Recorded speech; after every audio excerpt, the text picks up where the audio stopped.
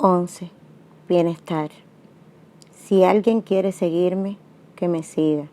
Jesús. Juan capítulo 12, versículo 26.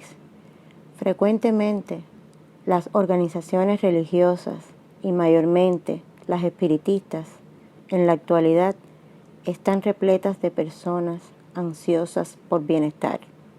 De hecho, la elevada doctrina de los espíritus es la divina expresión del Consolador prometido.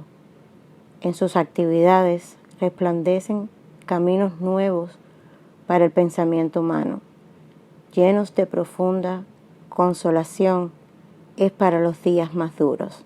No obstante, es imprescindible ponderar que no será justo el querer a alguien bienestar sin darse el trabajo necesario.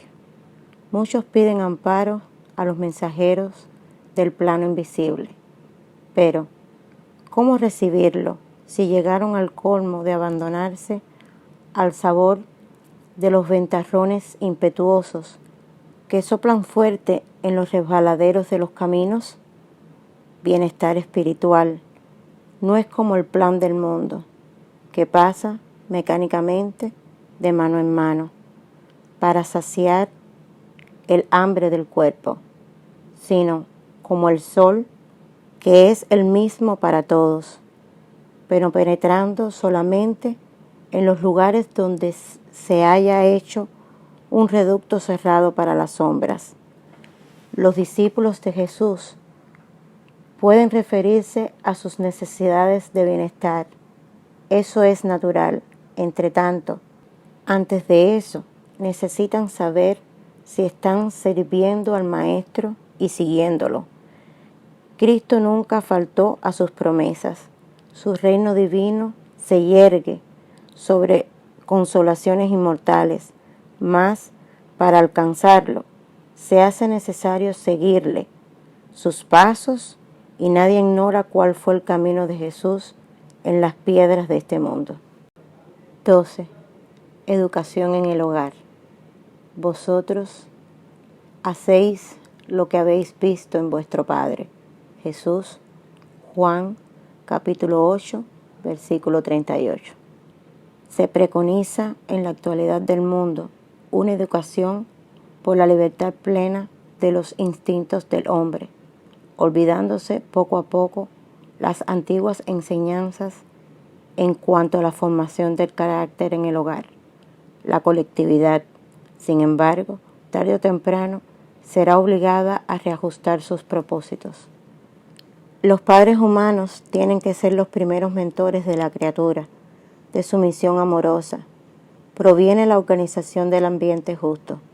Métodos corrompidos significan malos padres, pero hay otros padres que, a costa de grandes sacrificios, consiguen mantener la seguridad posible contra el desorden amenazador a pesar de la falta de vigilancia colectiva.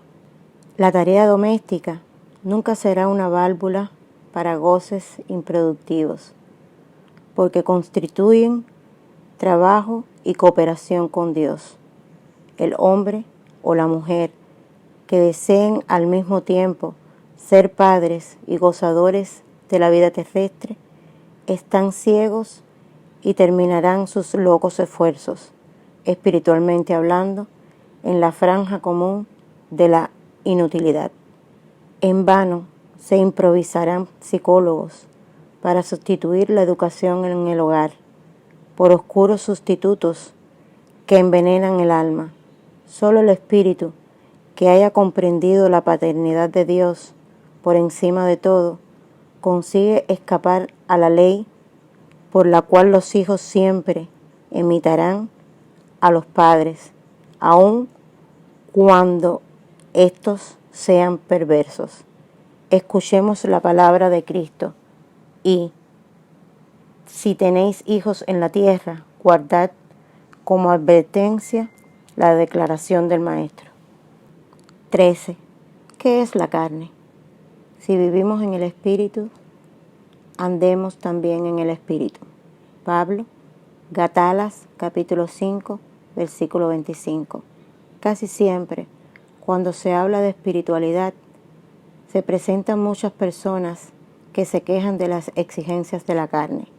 Es verdad que los apóstoles muchas veces hablaron de concupiscencias de la carne, de sus criminales impulsos y nocivos deseos. Nosotros mismos frecuentemente nos sentimos en la necesidad de aprovechar ese símbolo para tornar más accesible las lecciones del Evangelio. El propio Maestro dijo que el Espíritu como elemento divino es fuerte, pero que la carne como expresión humana es débil. Entre tanto, ¿qué es la carne? Cada personalidad espiritual tiene su cuerpo fluídico, y aún percibisteis, por ventura, que la carne es un compuesto de fluidos condensados. Al reunirse esos fluidos, observarán naturalmente a los imperativos de la existencia terrestre, a través de lo que designáis como ley de la herencia genética, pero ese conjunto es pasivo y no determina por sí mismo. Podemos representarlo como una casa terrestre, donde la cual el espíritu es el dirigente, domicilio que tomará las características buenas o malas de su residente. Cuando hablamos de pecados de la carne, podemos traducir la expresión como faltas debidas a la condición inferior del hombre espiritual sobre el planeta. Los deseos ignominiosos, los impulsos deprimentes, la ingratitud, la mala fe, las características del traidor nunca fueron de la carne. Es necesario que se instale en el hombre en la comprensión de la necesidad de autodominio, despertándole las facultades disciplinarias y renovadoras de sí mismo en Jesucristo. Uno de los mayores absurdos de algunos discípulos es atribuido al conjunto de células positivas que sirven al hombre la paternidad de los crímenes y desvíos de la tierra, cuando sabemos que todo procede del Espíritu. 14. En ti mismo. ¿Tienes fe? Tenla en ti mismo, delante de Dios. Pablo, Romanos, capítulo 14, versículo 22. En el mecanismo de las realizaciones diarias, la criatura no puede olvidar aquella expresión de confianza en sí misma y que debe mantener en la esfera de las obligaciones que tiene que cumplir a la vista de Dios.